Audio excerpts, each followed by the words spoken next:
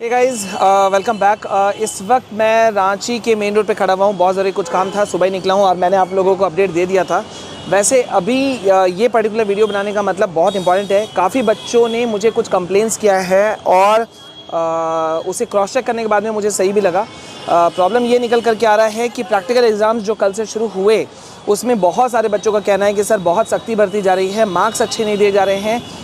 Favouritism वाला मामला फिर से चल निकला है और साथ ही साथ में इंटरनल असेसमेंट जो हो रहा है उसमें भी मार्क्स गलत दिए जा रहे हैं। मतलब सख्ती बहुत बरती जा रही है और अगर ऐसा हाल रहा तो मार्क्स बहुत कट जाएंगे। अब नेचुरल सी बात है कि क्लास 10-12 की जब हम बात करते हैं तो बहुत ज़्यादा इम्पॉर्टेंट हो जाता है कि भाई बच्चों को मार्क्स सही मिले। ऑब्वियस सी बात है, इंटरनल असेसमेंट पे 20 मार्क्स रखे हुए हैं तो ये मार्क्स कम नहीं होते हैं किसी स्टूडेंट के लिए।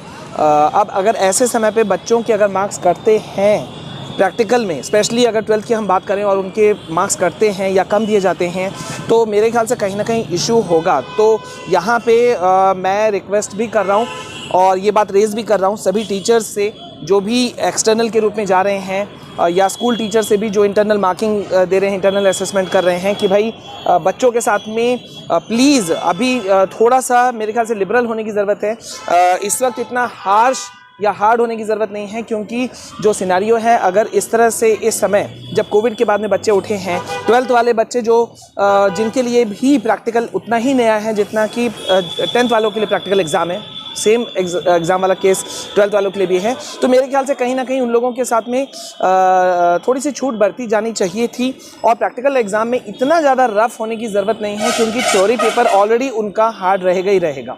तो थ्योरी पेपर जब उनका हार्ड रह ही रहा है तो हम इतनी कड़ाई क्यों करें। थोड़ा सा लिबरल हुआ जा सकता था मेरे ख्याल से। और इस पे आप लोग क्या कहते हो कमेंट सेक्शन में बताओ, अपने एक्सपीरियंस को भी बताओ कि आप लोगों के स्कूल्स में जो प्रैक्टिकल एग्ज़ाम्स हो रहे हैं वो किस तरह से हो रहे हैं, ठीक है। उसमें किस तरह से क्राइटेरिया अपनाया जा रहा है, क्या टीचर्स जो हैं वो कुछ खास स्टूडेंट्स को या अपने स्टूडेंट्स को फेवर कर रहे हैं। इस तरह से जो भी मैटर है वो आप लोग कमेंट सेक्शन में मुझे बता सकते हो, मेल भी कर सकते हो।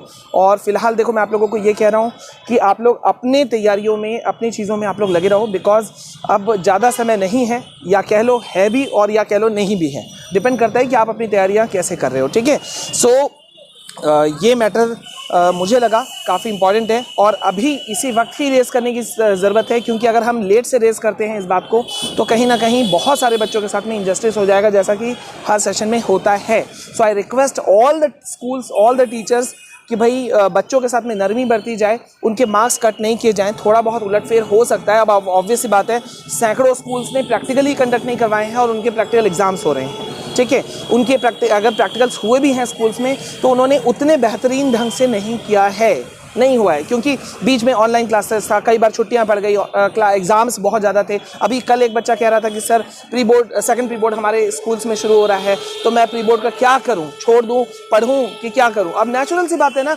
इस तरह के क्वेश्चंस जब उठते हैं तो बच्चों के मन में 100 तरह के जो विचार है वो उठना उनका बहुत ज़्यादा कॉमन है। तो मेरे ख्याल से इस जगह पे स्कूलों को आगे बढ़ कर के आना चाहिए।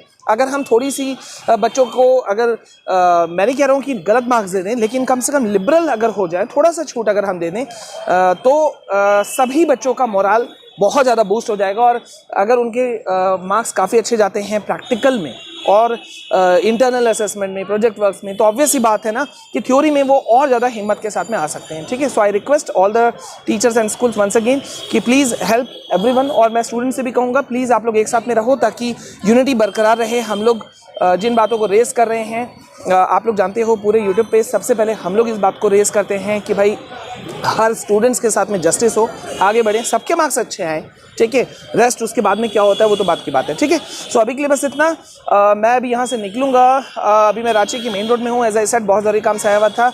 अब यहाँ से निकल करके जाने के बाद में, मतलब मुझे अभी भी लगेगा बहुत टाइम, मुझे लगता है कि 1.5 घंटा से 2 घंटा लग सकता है, मतलब पहुँचते पहुँचते रात हो जाएगा, ठीक है। तो आप लोगों का स्ट्रैटेजी वीडियो जो है वो कल पहुँचेगा, आज नहीं पहुँच पा रहा है, कल पहुँचेगा और कल आप उसे चैनल पे देख लेना। और साथ ही साथ में ब्रह्मास्त्र गरुड़ा 2.0 सीरीज़ बैच शुरू हो चुका है। अगर आपने ज्वाइन नहीं किया ज़रूर ज्वाइन करो, बिकॉज हर सब्जेक्ट के हर चैप्टर के सारे क्वेश्चंस को हम कवर कर रहे हैं। आप लोगों को बहुत ज़्यादा बेनिफिट होने वाला है, ठीक है। तो अभी के लिए बस इतना, मिलते हैं नेक्स्ट वीडियो में। This is from my side, bye bye, जय हिंद, जय भारत।